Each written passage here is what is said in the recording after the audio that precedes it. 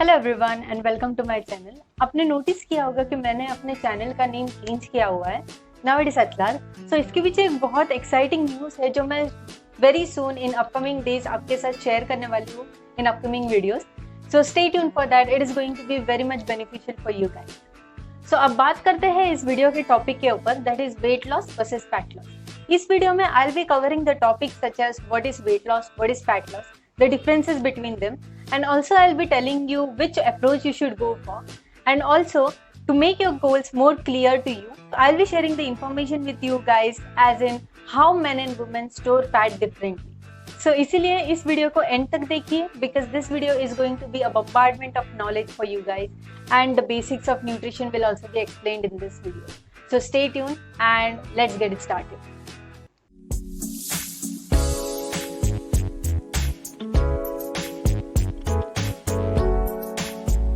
So first we will discuss what is weight loss. Please understand कि weight loss और fat loss ये दोनों भी different approaches है, इन दोनों को कभी mix मत कीजिए। वेट लॉस जो है वो स्पेसिफिकली टारगेट करता है आपकी जो वेइंग स्केल पे जो नंबर्स है वो सिर्फ रिड्यूस करने में। इसमें आपका कोई स्पेसिफिक अप्रोच नहीं रहता है कि आपको पता नहीं रहता है बेसिकली इन द अप्रोच कि आपका वाटर वेट कम कर रहे हो आप, या फैट लॉस कर रहे हो, या आपका मसल लॉस हो रहा है। इस प्रोग्राम में मोस्टली आपका मसल लॉस ही होता है एंड वाटर वेट ही कम होता है, बिकॉज आपके जो कैलोरीज है वो बहुत ज़्यादा कट डाउन किए जाते हैं then your calories that is the necessity of your body. Okay, so let's say for example आप अगर 2000 कैलोरीज आपकी नेसेसिटी है तो आपकी कैलोरीज डायरेक्ट 700 to 1200 कैलोरीज पे लाया जाता है and that is how you lose your weight. And you definitely need muscle mass to be in a good ratio ताकि आपकी जो बॉडी की डेफिनेशन है वो अच्छी रहे and also you will have strength to perform your daily activities also. So इस approach का I will be giving you a very good example. जो स्लिमिंग सेंटर्स रहते हैं आजकल मैं बहुत ज़्यादा सुनती हूँ, दैट इज ये जो स्लिमिंग सेंटर्स है वो मोस्टली वेट लॉस प्रोसेस के लिए जाते हैं। They replace your meals with their shakes and supplements. अब जो लोग हैं वो मोस्टली इनोसेंट रहते हैं, उनको पता नहीं रहता है कि how this process work. They only know कि उनके जो वेइंग स्केल पे जो नंबर्स है वो सिर्फ कम हुए तो हाँ मेरा वेट लॉस हो रहा है, I am becoming healthy, but this is not the case and this people exactly know how to make the business out of this scenario. So इस प्रोसेस में वो क्या करते हैं, एज आई सेड बिफोर, कि आपके जो मील्स है वो रिप्लेस कर देते हैं by their shakes and their supplements. So आपकी जो नेसेसरी कैलोरीज है उससे वो ऑब्वियसली आप कम खा रहे हो, तो इसके वजह से क्या होता है कि आप जस्ट इमेजिन कि आपकी एक कैलोरी नीड है एंड उससे आप बहुत ही एक्सट्रीमली कम कैलोरीज खाते हो, तो ऑब्वियस है कि आपका वेट लॉस हो रहा है। But consuming very less calories than what your body actually requires is a very harmful process on the long-term basis. And replacing your meals with shakes and supplements, it's also an inappropriate process or an inappropriate path to follow. So, इसका मैं एक perfect example आपको देती हूँ. If I tell you to choose one out of the best source of vitamin C, which one would you choose? An orange or a vitamin C pill or a supplement? Of course an orange, right? So how does replacing your meals with shakes and supplements be healthy? So people with obesity या overweight होते हैं, उनका अगर किधर muscle loss या water weight loss होता है then that is okay. उसमें आपका जो वेट लॉस होता है that is okay, बट ये भी जो प्रोसेस है वो कैलकुलेटेड अप्रोच रहना चाहिए, यानी कि आपको कैलोरिक कैलकुलेशन से जाना चाहिए एंड आपकी मैक्रोज एंड माइक्रोज का पूरा काउंट आपके पास होना चाहिए। सो आप बात करते हैं फैट लॉस प्रोसेस के बारे में। फैट लॉस जो प्रोसेस है वो स्पेसिफिकली टारगेट करता है आपके बॉडी की फैट परसेंटेज को कम करने में या रिड्यूस करने में। इस प्रोसेस में आपको 5 to 6 meals in a day suggest किए जाते हैं एंड अलॉन्ग विद दैट आपको एक एक्सरसाइज या वर्कआउट प्लान भी प्रोवाइड किया जाता है। सो इस प्रोसेस में आपका फैट तो लूज हो ही रहा है, बट अलॉन्ग विद दैट आपकी जो वेइंग स्केल पे जो नंबर्स है वो भी रिड्यूस होते हैं एंड इस प्रोसेस में मसल लॉस आपका नहीं होता है। इंस्टेड आपका मसल जो ग्रोथ है वो बढ़ जाता है and you get enough strength to perform your daily activities as well as आपकी बॉडी की जो डेफिनेशन है वो भी अच्छी हो जाती है एंड ऑल्सो आपकी बॉडी की मसल्स की टोनिंग है वो बहुत इम्प्रूव हो जाती है। सो आप जो बिग सेलिब्रिटीज को देखते हो, फिटनेस मॉडल्स को देखते हो जिनके बॉडी बहुत अट्रैक्टिव रहते हैं, वो जो अपने बॉडी में ट्रांसफॉर्मेशन लाते हैं वो फैट लॉस प्रोसेस से ही लाते हैं, वेट लॉस प्रोसेस से नहीं। सो अब हम डिफरेंसेस की बात करते हैं in between weight loss and fat loss. तो वेट लॉस जो प्रोसेस है वो ऑब्वियसली थोड़ा फास्टर है as compare to fat loss, but not the one that can sustain for long. जैसे ही आपका वेट कम हुआ है उतनी स्पीड से आपका वेट वापस से बढ़ेगा. And also this process is not at all healthy. In some cases I have seen people who have extremely gained their weight very fastly and along with that उनको और भी problems आए जैसे कि hair loss होने start हो गए, फिर skin issues start हो गए, depression and what not. अब fat loss process जो है वो comparatively to weight loss थोड़ा slow है क्योंकि जैसे आपका weight बढ़ने के लिए fat accumulate होने के लिए आपके body में time लगा वैसे ही उसको घटाने के लिए भी time लगता है. But definitely a healthy and sustainable approach. So I would recommend you to go with the fat loss process rather than weight loss process. So अब बात करते हैं how men and women store fat differently. So मैंने इस पे बहुत सारे articles भी पढ़े हैं, research articles, and उसमें बताया गया है कि women में जो fat percentage है वो by birth as compared to men ज़्यादा होता है.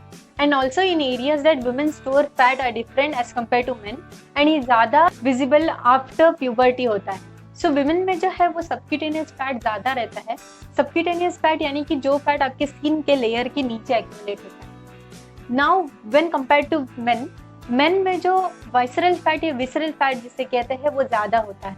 ये जो फैट होता है वो आपके ऑर्गन्स के बीच में एक्यूमुलेट होता है. सो उनमें बेसिकली जो है rate of deposition of visceral fat जो होता है वो ज़्यादा होता है as compare to women. So this is the fat that is responsible for many of the diseases and health problems. दो इसकी क्वांटिटी जो है वो बॉडी में कम होती है, स्टिल मेन में जो वाइसरल फैट की जो क्वांटिटी होती है, अमाउंट होती है वो ज़्यादा होती है as compare to women. And इसीलिए men are more prone to many of the health problems. So on an average अगर हम फैट स्टोरेज की बात करें तो वुमेन में जो फैट स्टोरेज है वो मोस्टली उनके लोअर बॉडी एरिया में होती है, that is to their glutes और thighs area and etc. So इसके वजह से जो बॉडी शेप है वुमेन की वो मोस्टली पियर शेप्ड बॉडी रहती है. अब on the other hand main में जो है वो मोस्टली फैट स्टोरेज उनके अपर बॉडी सेक्शन में होती है, to their abdominal area, chest, back, shoulders and so on. इसके वजह से जो उनकी बॉडी की शेप जो है उसे एप्पल शेप्ड बॉडी कहते हैं. अब ये जो फैट स्टोरेज एरियाज है या क्वान्टिटीज है इसमें आपके हार्मोन्स भी बहुत वाइटल या मेजर रोल प्ले करते हैं. वुमेन में जो डोमिनेटिंग हार्मोन है उसे एस्ट्रोजन कहते हैं एंड मेन में जो डोमिनेटिंग हार्मोन होता है उसे टेस्टोस्टेरोन कहते हैं. जब प्यूबर्टी सेट हो जाती है तो उसके बाद में जो वुमेन में एस्ट्रोजन लेवल है वो राइज हो जाता है and when estrogen level rises तो आपकी जो फैट स्टोरेज कैपेसिटी है एंड फैट परसेंटेज भी राइज हो जाता है. इसके पीछे बहुत स्ट्रॉन्ग साइंस है and this has to do with the pregnancy process and also with the lactation of a child. On the other hand, men में जो dominating hormone है that is testosterone.